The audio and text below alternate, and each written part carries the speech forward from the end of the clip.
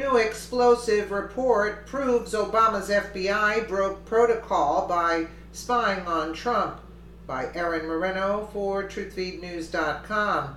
A new bombshell report from the Hill's investigative journalist John Solomon details the extensive lengths Obama's FBI went to in spying on Trump in his 2016 campaign. According to the report, Obama's FBI had foreign figures contact Trump campaign officials in Great Britain before an official investigation was even declared, which is highly against protocol. From the Hill, the bridge to the Russia investigation wasn't erected in Moscow during the summer of the 2016 election. It originated earlier, 1,700 miles away in London, where foreign figures contacted Trump campaign advisors and provided the FBI with hearsay allegations of Trump-Russia collusion.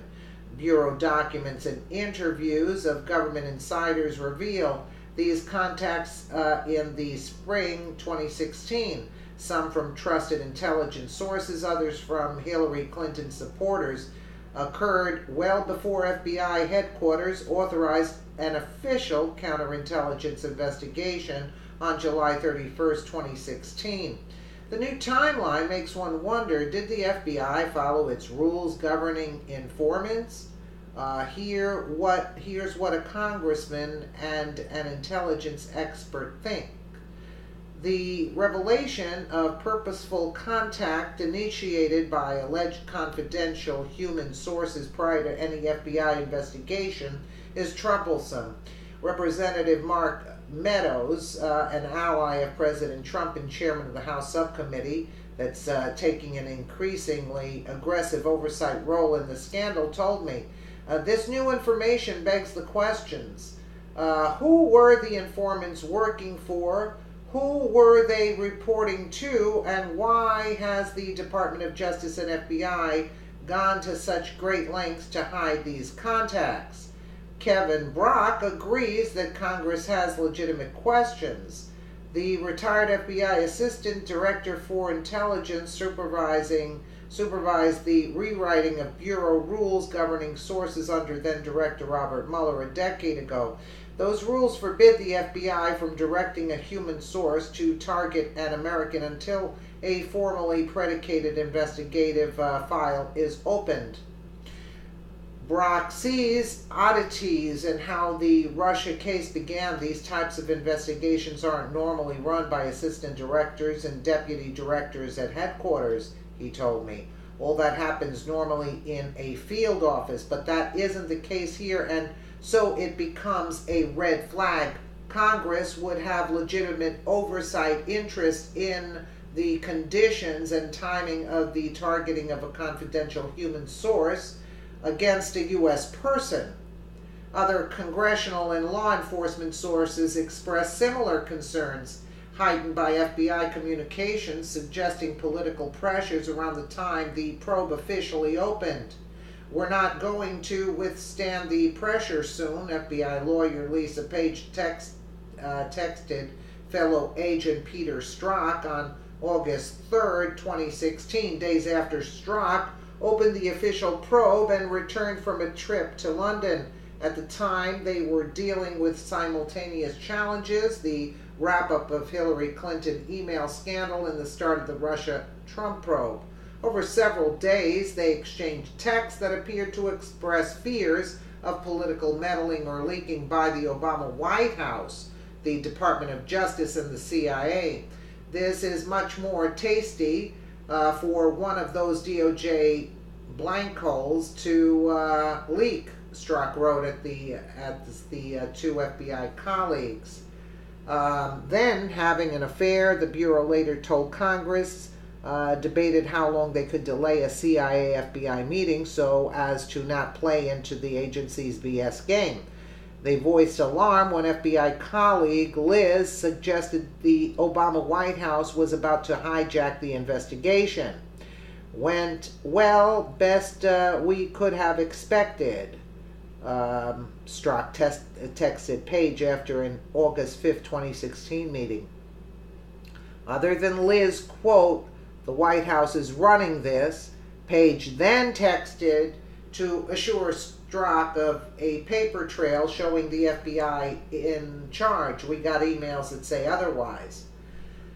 The next day, they went into further detail about their White House concerns, so maybe not the best national security president, but a genuinely good and decent human being. Page texted Strzok, referencing former President Obama.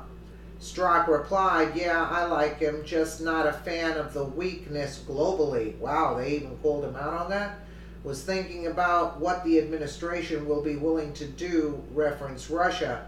In the end, the FBI secretly investigated the Trump campaign for months, engaging with other agencies on a more limited inquiry of Russian efforts to hack Clinton's campaign. Summer 2016 text messages are bookends to a series of London contacts that predate the official opening of the investigation and produced the evidence the FBI used that fall to justify its court-ordered surveillance of presidential campaign figures. According to documents and government interviews, one of the FBI's most senior counterintelligence agents visited London the first week of May 2016. Congress never got the FBI to explain that trip, but soon after it, one of the most consequential moments of the scandal occurred. On May 10th, Australian diplomat Alexander Downer met in a London bar with Trump advisor George Papadopoulos, who boasted of knowing that Russia would release dirt on Clinton. That contact was not immediately reported to U.S. intelligence. Yeah, okay. By early June, a second overture to a Trump campaign advisor occurred in London in a Dear Carter email. A Cambridge University graduate student invited Trump campaign advisor Carter Page to attend a popular July security conference in London. That was Halper. Carter Page declined to tell me the student's identity. Oh, it wasn't? Oh, yeah. But confirmed the student studied under Stefan Halper, a Cambridge University professor, who helped organize the conference and has been identified in media reports as a confidential FBI source. Carter Page said conference organizers paid his airfare and provided him dorm lodging, and Halper spent time with him during the conference, then continued conversations with him for months. He says Halper asked to be introduced to high-ranking Trump campaign official Sam Clovis. Yeah, I remember Clovis is the one that Halper reached out to Clovis. Yeah, I don't know who the student was that contacted Carter Page. On July 16, 2016, Carter Page relayed the overture to Clovis. Professor Stefan Halper spends part of the year in Virginia, and he contacted, wow, what a long article. In the ensuing months, Carter Page, Clovis, and Papadopoulos all became FBI focuses. Papadopoulos pleaded guilty to a misleading statement, and his knowledge of facts in the Russia case. Page became the subject of 4 surveillance warrants, and Clovis was interviewed by special counsel Robert Mueller. Neither has been accused of wrongdoing. The FBI received 2 more contacts about Trump-Russia allegations before formally opening its probe, both from people tied to Clinton. A week before Carter Page left for London, the FBI was contacted by former MI6 agent Christopher Steele, recently hired by the Fusion GPS firm, to find dirt on Russia and Trump there. Okay, we all basically know this. On July 23rd, 2016, no, right here, the FBI did not act on Steele's July 5th, 2016 overture, but weeks later, Steele began working with agents.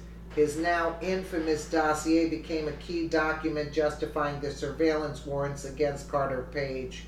On July 23rd, 2016, shortly after WikiLeaks released the first hacked Clinton campaign emails, and the Australian government contacted the State Department's Deputy Chief of Mission in London, about Downer's May 10th conversation with Papadopoulos. State forwarded the information to FBI headquarters.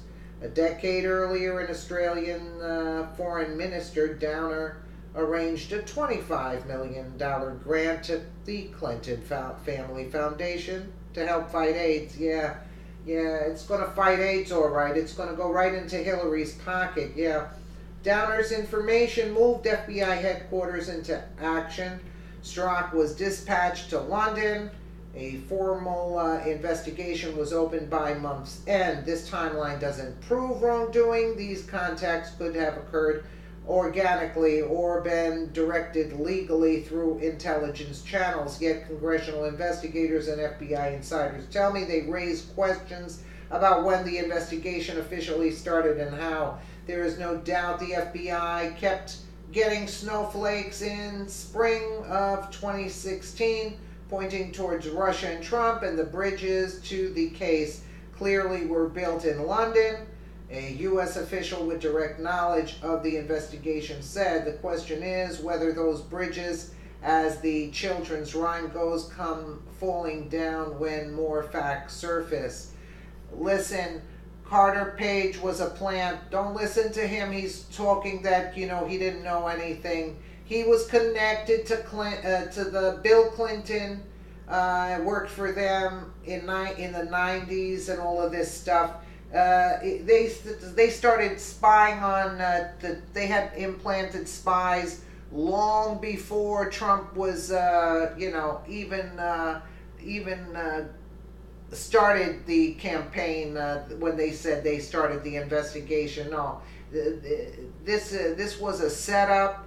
That's why they're not releasing the dates of the information, That's why they're not releasing dates. Why do you think they're not releasing dates? Because this started way before it wasn't legally done, in other words.